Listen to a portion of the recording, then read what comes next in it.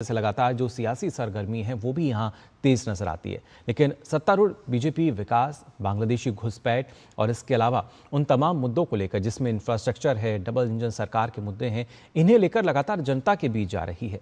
Assam BJP प्रदेश अध्यक्ष दिलीप सेकैया का दावा है कि काम के आधार पर पार्टी को फिर से जनादेश मिलेगा।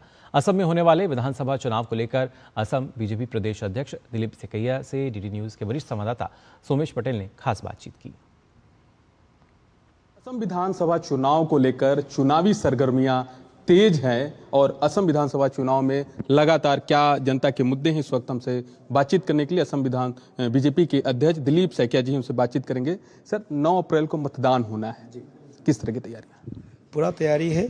भाजपा एनडीए 126 सीटों के लिए लड़ रहे हैं और 126 में से 126 जीतने का हमारा प्रयास है। और असम के जो जनता है और विकास का जो मुद्दा है, सुरक्षा का जो मुद्दा है असम का, वही हमारा इस चुनाव के मूल मुद्दा है। और हम जनता के पास विनयी भाव से जा रहे हैं। पिछले 10 सालों में हमने आपका इश्यूज को, आपके विषय को एड्रेस करने का कोशिश किया है और कुछ मूल मुद्दे जो है असम का, उस मूल मुद्दे को भी समाधान की तरफ ले जाने के लिए प्रयास किया है। सर, असम विधानसभा चुनाव में बांग्लादेश घुसपैठ की बात हो रही है। हाँ, घुसपैठ का तो मुद्दा है ही।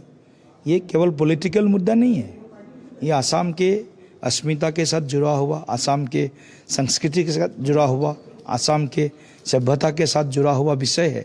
और ये विषय को हमने ही केवल उठाया ऐसा नहीं है, महामान्य सुप्रीम कोर्ट ने भी घुसपैठ के ऊपर बहुत बड़ा उनका एक क्या बोलेंगे टिप्पणी भी है था और बहुत बड़ा उनका व्यूज़ भी था। कुछ सालों में हम लोगों ने इन्फिल्ट्रेशन को रोका, लेकिन असम बॉर्डर से रुका। लेकिन ममता दीदी जो है वो बंगाल से उनको स्वागत करता है, उनको रेड कारपेट बिछाता है उनके लिए।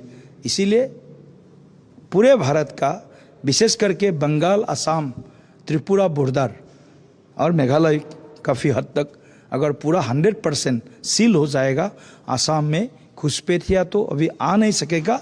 लेकिन घुसपैठिया को खदेड़ने का जो काम है, डिटेक्ट, डिलीट एंड रिपोर्ट का जो काम है, वो काम और भी हम सफलता मिलेंगे। बीजेपी के प्रदेश अध्यक्ष दिलीप सेकैया जी को, जिनका साफ तौर पे कहना है कि बीजेपी ने जो 10 साल में वो काम किया है, इसी के दम पर बीजेपी सत्ता में दोबारा वापस आएगी। लेकिन जनता का जनादेश किसे मिलेगा, ये 9 अप्रैल मतदान और 4 मई के नतीजे के बाद ही पता चल पाएगा। Somesh Patel, DD news, Guwahati.